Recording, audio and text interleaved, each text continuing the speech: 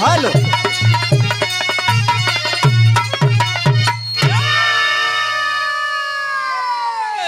बड़ा बढ़िया बढ़िया गाना सुन रहे आप लोग। जेकर नाम है सोना होय भाई, सोना या सहबो की हिन। अरे जिनका था इंतजार वो श्रीमान आ गए। अरे श्रीमान आ गए हो जैसे सबरी के घर में भगवान आ गए।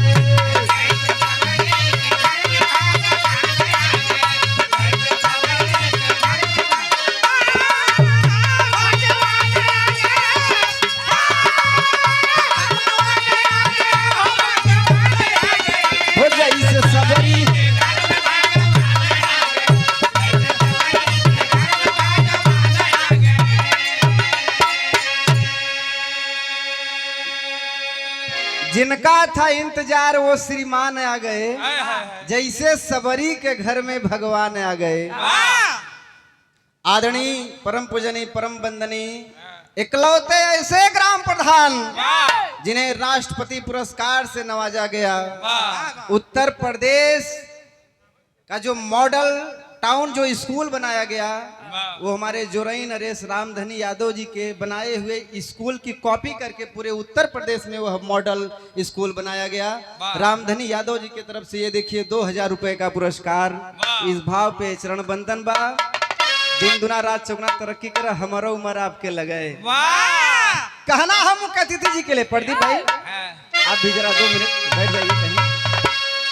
और जिनका था इंतजार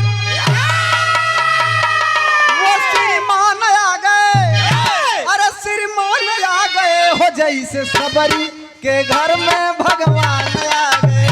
जैसे सबरी के घर में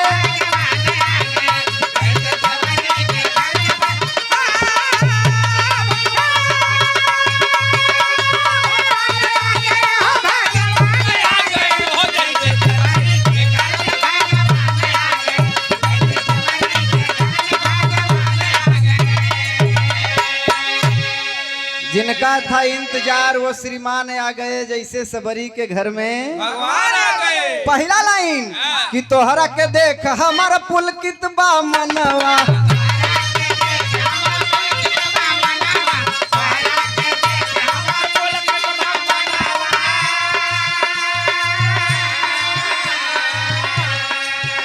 अरे स्वागत में अर्पित बा श्रद्धा सुमनवा।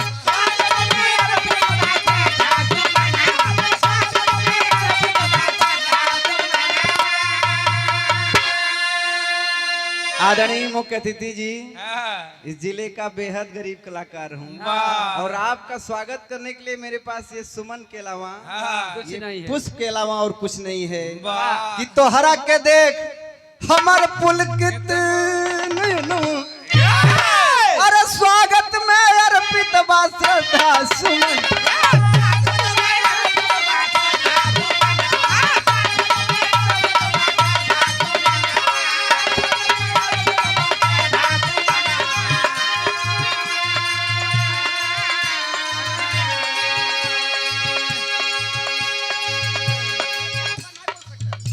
आदरणीय ये देखिए हमारे माई बाप भगवान मुख्य अतिथि श्री विश्राम यादव जी की तरफ से हजारों हजार रुपए का पुरस्कार। स्वागत में आपके लिए कहना चाहूंगा कि मेरी जमीन आसमान है आप, अपने चाहने वालों की जान है आप। मेरी जमीन आसमान है आप, अपने चाहने वालों की जान है आप। कुछ लोग भले से आपको सिर्फ इंसान समझते हो, मगर है विष्णुआ के लिए तो भगवान है आप। यही कहीं कहीं के अगले साल ईंटा गिरवाई ले भाई। वाह, एक अद्धव नहीं मारे बेचारे की। गिर जाए आपो लोगन को। कहना है मास्टर साहब, तेरे समान से ही सूरज चांद आ गए। अरे चांद आ गए हो जैसे सबरी के घर में भगवान आ गए।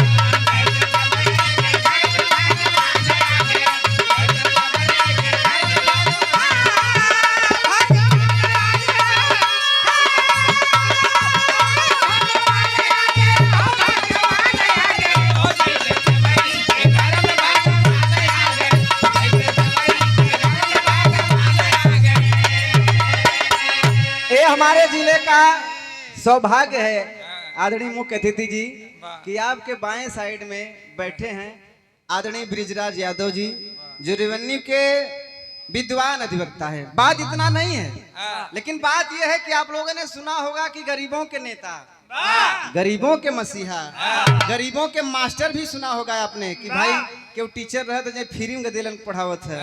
क्या आपने कभी सुना कि गरीबों के अधिवक्ता?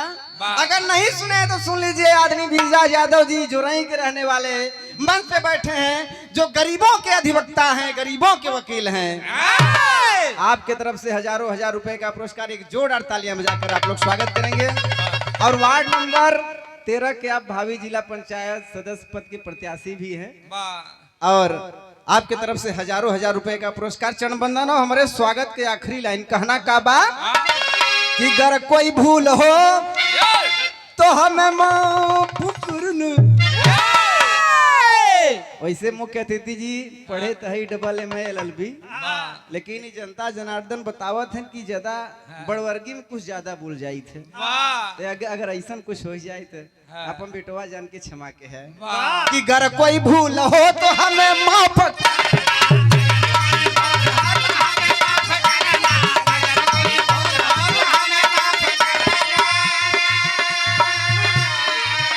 अरे भैया नजरिया से दूर गिनी करिया,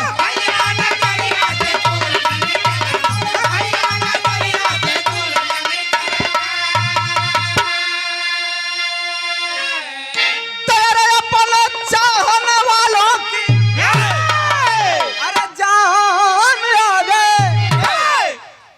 मैंने पहले ही किया कि आपके चाहने वाले सिर्फ जिला मिर्जापुर नहीं, सिर्फ भदोही नहीं, सिर्फ प्रयागराज नहीं, बल्कि पूरा पूर्वांचल है। अरे चाहने वालों की जान आ गए। आदरणीय वर्तमान चेयरमैन साहब जो कलाकारों के साथी हैं, बुजुर्गों के साथी हैं, श्री घनश्याम गुप्ता वर्तमान चेयरमैन साहब ज्ञानपुर के वर्तमान चेयरमैन हैं। आपके तरफ से 500 रुपए का पुरस्कार चरण बंदन है। अपने चाहने वालों की अरे जान आ गए, अरे जान आ गए हो जैसे सबरी के घर में भगवान आ गए।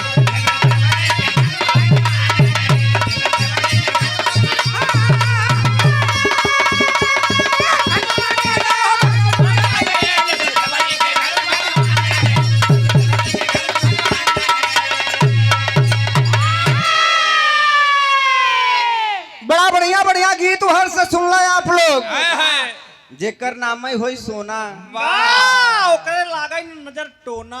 वाह मटरू भाई उर्फ महेंद्र हैं। ये देखा इनका बिजनेस सोना के बाद सोना ए सोना, ये देखा सोनार मतलब सोना की दुकान बा। और महेंद्र यादव उर्फ मटरू नाम बा इनकर। और जब से तोहार नाम सोना पड़ा तब से सोना का रेट बढ़ गया बा। 2 लाख पहुंच गया बा भाई।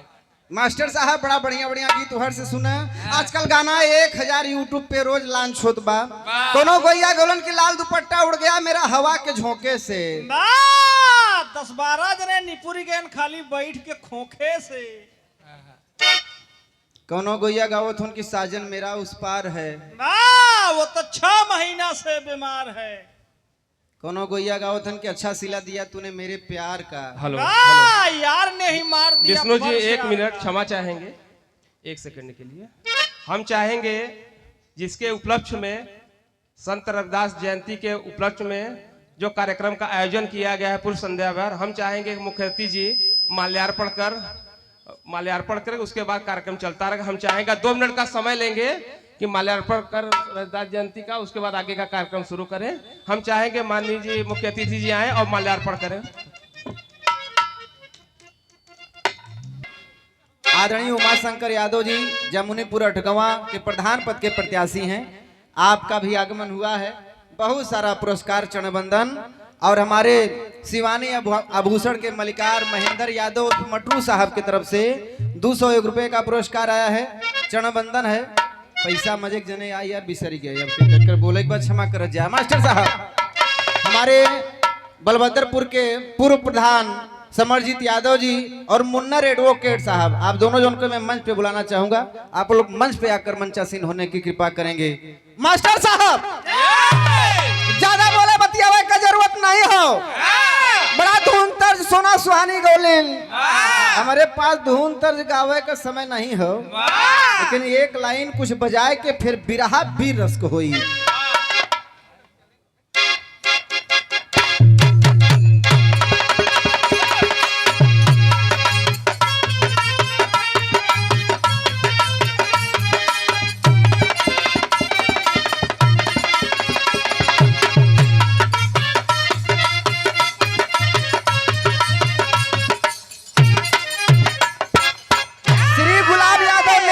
चककुमार जती उनके भतीजा रजीत राम यादव बीडीसी चककुमार जती से 100 रुपया पुरस्कार चरण बंदन बा।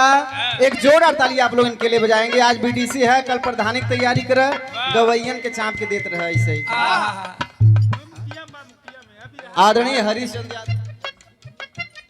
आदरणीय हरिचंद सरोज बाबा ठेकेदार जी के तरफ से देखिए 100 रुपया पुरस्कार गडरिया पूर्ण।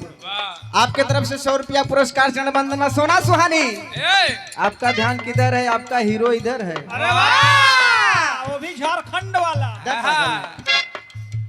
चली पातर कमर लचकाई,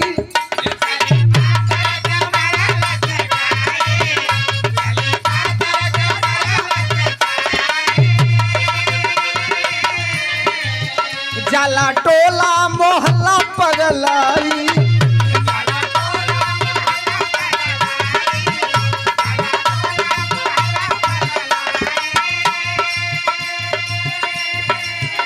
चली पातर कमर लचकाई, जाला टोला मोहल्ला पगलाई। सोना जी, अरे गोली चलवाई बू कि अरे मार करवाई बू, अरे लइका जवान कना में मार करवाई बू। गजब तोहर नैन गोरी का करवाई बू।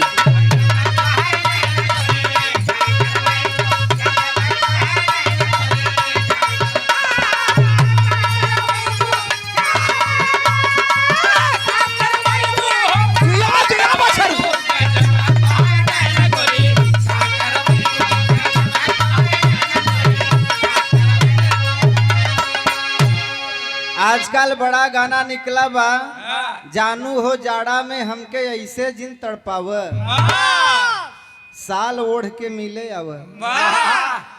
बाहरे समाज के गाना, लेकिन एक फरमाइश आई है बाबा साहब अम्बेडकर जी पे गाने के लिए।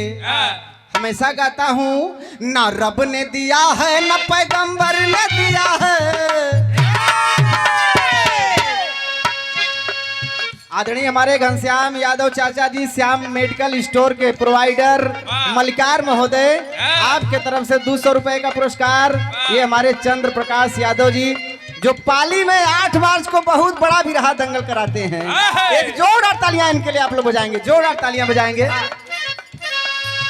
आदरणीय अनिल यादव गलहिया जी के तरफ से बहुत सारा पुरस्कार चरण बंदन बा।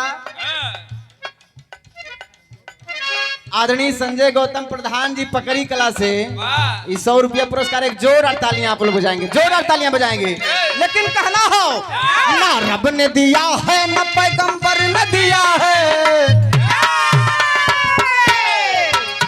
ना रब ने दिया है ना पैगंबर ने दिया है, जो कुछ भी दिया है वो अम्बेडकर ने दिया है।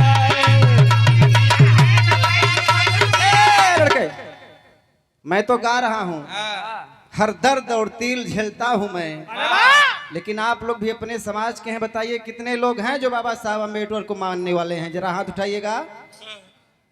एक का ही हाथ उठाओ थे आप लोग, माना था चाची नाराज बका साहब बाबा साहब से, दोनों हाथ उठाइएगा और मेरे साथ तालियां बजाकर हिंदुस्तान को संदेश दे। हाथ उठाए रखा रच का 2 मिनट बदे बाबा साहब संविधान बदे 24 घंटा कलम चलाएं। हम तो तनिसा हाथ ना उठाए, इसकी इतना रब ने दिया है ना। अरे भाई साहब, अच्छा आप लोग मानने वाले हैं, हम जानत है, लेकिन आप लोग हाथ उठाए लेबत हमारी दुकानदारी बंद हो जाए। बजाओ भैया, हम जानत है बाबा साहब को मानने वाले हैं आप लोग। ना रब ने दिया है ना पैगंबर ने दिया है, जो कुछ भी दिया है वो अम्बेडकर ने दिया है।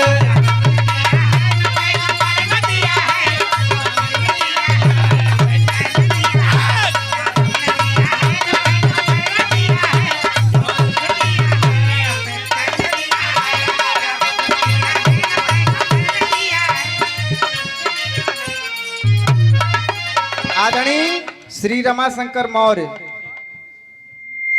हेलो आदरणीय श्री रमाशंकर मौर्य हेलो भावी प्रधान प्रत्याशी जयसिंहपुर गडरियापुर मिशन 2026 में उनसे निवेदन करना चाहूंगा कि मंच पर आने की कृपा करेंगे। आदरणीय रमाशंकर मौर्य जी जो भावी प्रधान पद के प्रत्याशी हैं, मंच पे आने की कृपा करेंगे।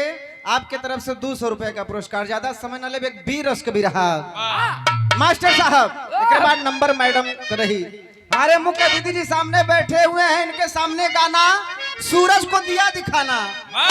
आप तो आप हैं ही, लेकिन सात स्वर के जानकार भी हैं, आप कलाकार भी हैं, आप गायक भी हैं। और तो आप तन की इजाजत रहे तो आज तो एक लाइन हम बचे आपसे सुना जाए।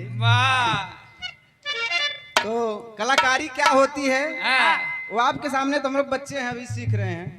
लेकिन आपके बाएं साइड में करीब 5 जन को छोड़ के एक शख्स ऐसा बैठा हुआ है इस धरती पर जिसने इस भदोही जिला का नाम ही नहीं हिंदुस्तान का नाम रोशन किया। आजादी के क्रांति के प्रथम लड़ाई में भाग लेने वाले हमारे पूर्वज क्रांतिकारी झूरी सिंह के परपोत्र रामेश्वर सिंह इसी मंच पर बैठे हुए हैं। मैं चाहूंगा एक जोरदार तालियां, जिनका पूरा खानदान, जिनका पूरा परिवार आजादी की लड़ाई लड़ते हुए अंग्रेजों के हाथों शहीद हो गया आपका परिवार।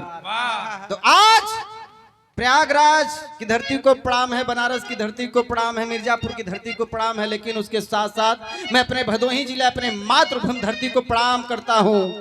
कैसे बहादुर सपूत भी इस धरती पर पैदा होके गए। इस धरती के कण में, जर्रे जर्रे में बाबू झूरी सिंह का नाम है। तो एक वीर रस कबीरा कहानी वो नहक रहे। एक बात और बताई दे, झूरी सिंह का जितना भी रहा है आप लोग सुन ला, मंच के माध्यम से उनके नाती बैठे हुए हैं, सारा भी रहा गलत सुन ला आप लोग। आज सच्चाई गायब, हम सच्चाई कुछ और रहल। बिरहा का गवैया कैसो जानकारी लेके कुछ गाय देहलन, आज 50 साल से गावत हुवन, लेकिन एक बिरहा सुन के जाइए आप लोग, आशा नहीं विश्वास से बड़ा प्यार दुलार मिली आप लोगों के। मास्टर साहब, आस्था ब्यूटी पार्लर के प्रोवाइडर राकेश यादव जी की तरफ से 100 रुपया का पुरस्कार और बहुत सारा पुरस्कार हमारे ब्रिजराज यादव अधिवक्ता साहब जी की तरफ से। और आपके देख रेख में हमारा कार्यक्रम भी आज संपन्न हो रहा है। कमेटी को भी आपने बहुत मदद किया, जो है दिल खोल कर मदद किया। आपके तरफ से बहुत सारा पुरस्कार मास्टर साहब।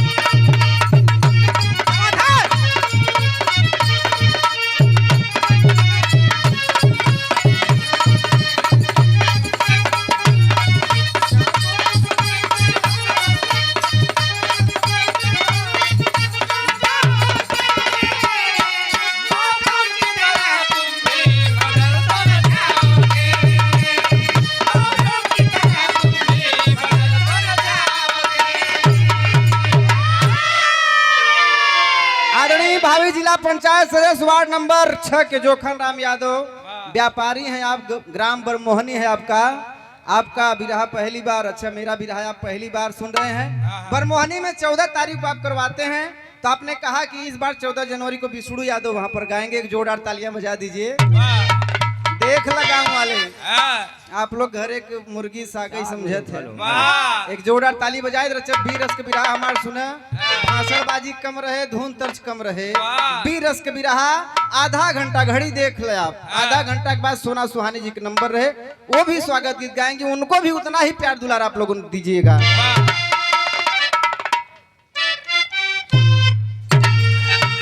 आदरणीय रामा मौर्य भावी प्रधान पद के प्रत्याशी की तरफ से बहुत सारा पुरस्कार।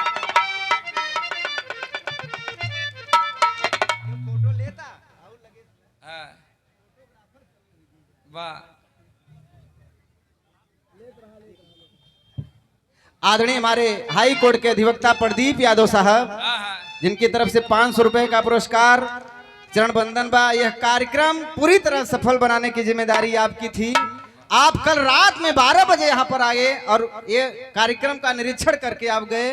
फिर भोर में एक बार आप 4 बजे फोन करके पूछते हैं विष्णु क्या हाल है, क्योंकि कमिश्नर साहब से हमारी बात हुई है, टाइम पर आएंगे। हमने कहा कोई दिक्कत नहीं है। तो मैं चाहूंगा एक जोरदार तालियां प्रदीप यादव जी के लिए बजाएंगे। आप लोग रखो घबरा जी, थोड़ा सा दुकानदारी हमारा नौक चला ही दिया।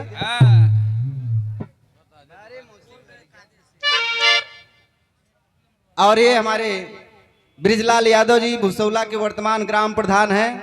25 मार्च 2026 को रात्रि शाम 7 बजे सुबह तक बिरहा का कार्यक्रम इन्होंने रखा है। रुचि यादव प्रतापगढ़ और शशिलाल यादव चंदौली से, दोनों कलाकारों का कार्यक्रम होना है। आपके तरफ से हजारों हजार रुपए का पुरस्कार। मौसी की लड़कियां है आप ब्रिजलाल भाई। एक बात हमारे सुन ले, गवैयन के देह से घटत नहीं। मुख्य अतिथि जी ये नहीं बताई दी, हमारे मौसी की लड़कियां हैं, जैसे ही हम वैसे ये हैं। तब गवैयन के देह से घटत ना। अगर आप 1000 देबा तो आपके 10,000 मिले, 10,000 देबा तो 20,000 मिले। जेके जेके ना विश्वास हो दई के देख, जेके जेके ना विश्वास हो 2-4 विषय इनके लिख के देखे।